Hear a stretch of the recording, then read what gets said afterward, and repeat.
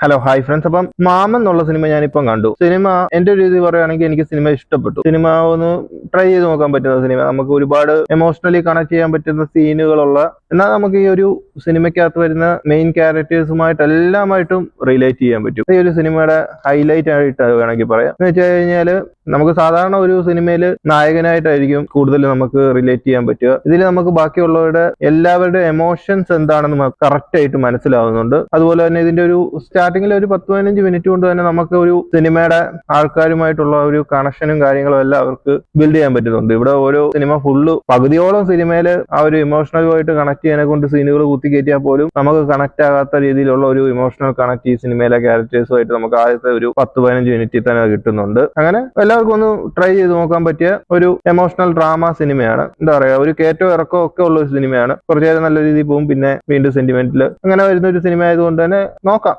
എനിക്ക് ഇഷ്ടപ്പെട്ട ഒരു സിനിമയായിട്ട് വേണമെങ്കിൽ ഇതിനെ പറയാം. അപ്പൊ ശരി ഫ്രണ്ട്സ്, ആരെങ്കിലും ഈ മാമൻ എന്നുള്ള സിനിമ കണ്ടിട്ടുണ്ടെങ്കിൽ നിങ്ങളുടെ അഭിപ്രായങ്ങൾ പറയാം.